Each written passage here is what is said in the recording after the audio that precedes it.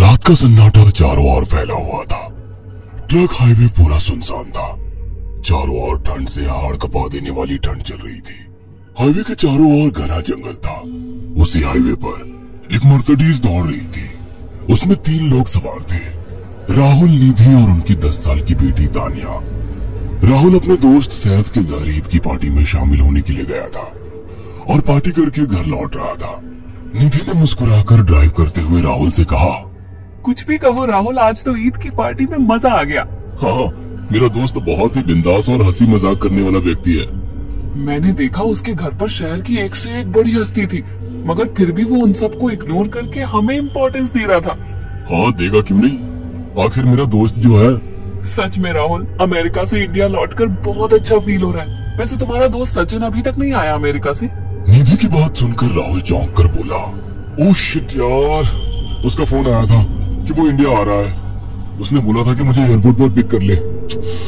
निधि बहुत नाराज होगा वो। कोई बात नहीं, उससे बोल देना कि तुम्हें बिल्कुल याद नहीं रहा, और फिर तुम्हें सैफ की इनवाइट की हुई ईद पार्टी में भी तो शामिल होना था। निधि ने इतना बोला ही था कि उसकी बेटी तानिया ने अपनी माँ की ओर देखकर कहा, मुझे भूख लगी है माँ, और प्यास भी। तानिया की बात पर निधि ने बुरा सा मुंह बनाकर उसकी ओर देखकर कहा, पार्टी में तो इतना खाया था तुमने, फिर भी भूख लगी है। निधि की बात पर तानिया ने मासूम सा चेहरा बनाकर कहा, कोई बात नहीं मम्मी, मुझे पानी ही पिला दीजिए। कितनी बार बोला है मुझे मम्मी मत बोला करो। पानी अभी नहीं है, आगे जाकर कोई शॉप पड़ेगी तो बोतल खरीद के दे दूंगी। निधि की बात पर राहुल ने मुस्कुराकर कहा, छोटी बच्ची है निधि, इतना नाराज होना सही नहीं है। राहुल ने इतना कहा ही था कि अचानक एक काली परछाई राहुल की कार के सामने आकर खड़ी हो गई। राहुल के पैर अचानक ब्रेक पर पड़ गए। गाड़ी तेज रफ्तार में थी। ब्रेक अचानक लगने से पलटते पलटते बाल बाल बची थी। राहुल के चेहरे पर भयानक ठंडी में भी पसीने की बूंद टपकने लगी। वो दोनों कार से बाहर निकल आए। निधि ने डरते हुए कहा, आखिर कौन था ये? ऐसा लगा जैसे कि कोई भयानक काली परछाई मेरे कार के सामने आकर खड़ी हो गई हो। वो दोनों काली रात के सन्नाटे में इधर उधर देखने लगे। तभी निधि को एक घने पेड़ के पास दो चमकीली हुई आंखें दिखाई दी। उसकी आंखें बिल्कुल भेड़ियों की तरह लग रही थी। निधि ने चीखते हुए राहुल से कहा, राहुल देखो कौन है वो, जल्दी से गाड़ी में बैठो, मुझे बहुत डर लग रहा है। राहुल ने उस तरफ देखा तो उसके रोंगटे खड़े हो गए। वो दोनों गाड़ी के अंदर बैठने ही वाले कि अचानक एक अजीब सा चेहरा वाला भयानक सा आदमी बिजली की रफ्तार से उनके सामने आकर खड़ा हो गया। राहुल ने देखा कि उसका चेहरा बिल्कुल सड़ा हुआ था और उसकी आंखें भेड़िए की तरह चमक रही थी। उसके लंबे लंबे बाल उसके कंधे तक आ रहे थे और उसके दांत भेड़िए की तरह बाहर की ओर निकल रहे थे। हाथों की जगह नुकीले पंजे थे। राहुल को देखकर अजीब से अंदाज में हंसने लगा, मगर जैसे ही राहुल की नजर उसके कपड़ों पर गई, राहुल की आंखें फटी की फटी रह गई। वो आगलाते हुए बोला, भाईजान, भाईजान, मुझे माफ कर दो, मुझे छोड़ दो। राहुल ने इतना कहा ही था कि अचानक उस अजीब से दिखने वाले भयानक आदमी ने अपने पंजों से राहुल की गर्दन कसकर पकड़ ली और एक ही सेकंड में उखाड़ कर जमीन पर फेंक दी। राहुल के धड़ से लाल रंग का खून का फुहारा फूट पड़ा। इस भयानक मंजर को देखकर निधि के गले से एक जोरदार चीख निकल गई। निधि इससे पहले भागती कि अचानक उस भयानक दिखने वाले आदमी ने निधि को पकड़ लिया और अपने नुकीले पंजे उसके पेट में गड़ा दिए और उसकी हथेलियां बाहर निकाल दी। निधि की एक दिल दहला देने वाली चीख सन्नाटे को चीर गई। अचानक हवा का एक पवन चला और वो भयानक सा दिखने वाला व्यक्ति निधि देखते और डर के साथ गायब हो गया। तानिया ने डरते डरते निधि के मोबाइल से पुलिस और सैफ को बुला लिया और कुछ ही देर में वहां चारों ओर पुलिस की गाड़ियां थी। पुलिस ने राहुल के दोनों दोस्त सैफ और सचिन को वहीं बुला लिया। इंस्पेक्टर अर्जुन ने दोनों से कहा, मैंने ऐसी हत्याएं अपने करियर में कभी पहले नहीं देखी। ये काम तो ना किसी जानवर का लगता है, ना ही किसी इंसान का। सचिन कपकपाती हुई आवाज में बोला, आप कहना क्या चाहते हैं? कुछ कह नहीं सकता। जिस किसी ने भी इन दोनों को मारा है उससे एक बात तो साबित होती है कि वो इन दोनों से हद से ज्यादा नफरत करता था। अब सारी सच्चाई तो ये बच्ची ही बता सकती है। इतना बोलकर इंस्पेक्टर अर्जुन तानिया के पास चला गया जो बेहद डरी हुई थी।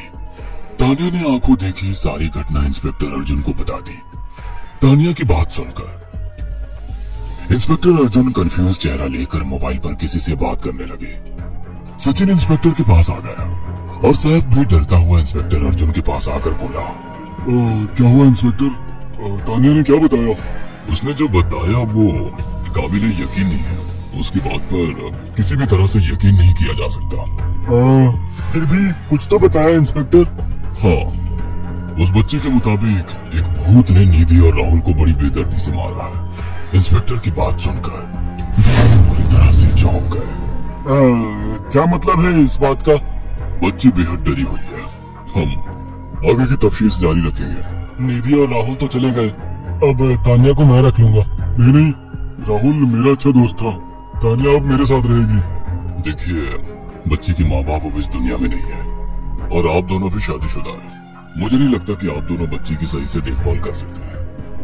मेरी कोई औलाद नहीं है। मैंने अपनी पत्नी को फोन कर दिया है, वो भी IPS ऑफिसर है। ये बच्ची आज से मेरे साथ रहेगी। उसका मासूम चेहरा मेरे दिल में उतर गया है। अब तुम दोनों जा सकते हो। पूछताछ के लिए मैं जब भी तुम्हें बुलाऊं तुम दोनों आ जाना। इंस्पेक्टर ने ये बात बोली ही थी कि अचानक वहाँ पर मौसम बदल गया।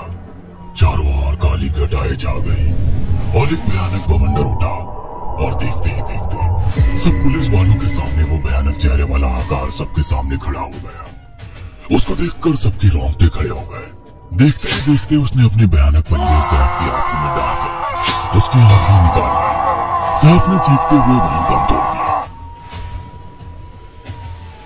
उस भयानक आदमी को देखकर सचिन उसके पैरों पर गिर गया। तुम तो भाईजान से कपड़े पहने हो। मैं समझ गया, तुम भाईजान हो। मुझे माफ कर दो भाईजान, मुझे यहाँ से जाने दो। मैंने कुछ नहीं किया था। वो भयानक चेहरे वाला गुर्राते हुए बोला, बता इन सबको कि ये सब इतने भयानक मौत क्यों मरे। सचिन दौड़ता हुआ इंस्पेक्टर अर्जुन के पास गया और बोला, मैं जानता हूँ इसने इन तीनों को क्यों मारा। इसका नाम भाईजान था। जब ये जिंदा था ये किसी का भाई किसी की जान था। बहुत साल पहले ये हम सबका बहुत अच्छा गहरा दोस्त और बिजनेस पार्टनर था। ये सबकी बहुत मदद किया करता था। इसकी प्यारी सी बेटी थी तानिया, जो इस वक्त कार के अंदर बैठी हुई है। ये इसी की बेटी है। भाईजान अपने सारे पैसों से एक बहुत बड़ा हॉस्पिटल खोलना चाहता था जिससे गरीबों का मुफ्त इलाज किया जा सके, मगर हम तीनों इसके लिए तैयार नहीं थे। हमारी नीयत उसकी दौलत पर खराब थी और एक दिन हम सब धोखे से ईद के दिन भाईजान को यहाँ ले आए और इसे मारकर फेंक दिया। तो फिर तुम सबने इसकी बेटी को क्यों जिंदा छोड़ दिया? हमें बाद में पता लगा कि भाईजान ने सारी जायदाद अपनी बेटी के नाम कर दी है, इसीलिए हमने भाईजान की पत्नी को भी मार दिया। और तानिया का तुम 18 साल की उम्र पूरी करने का इंतजार कर रहे थे ताकि सारी जायदाद अपने नाम करा सको और बाद में उसे भी ठिकाने लगा सको। इसी के लिए तुम दोनों इस मासूम बच्ची को अपने साथ रखने की जिद कर रहे थे। जी, आपने बिल्कुल सही कहा। हम तानिया को भी इसी जगह लाकर मार देते।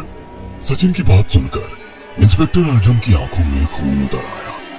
इंस्पेक्टर अर्जुन के कुछ कहने से पहले ही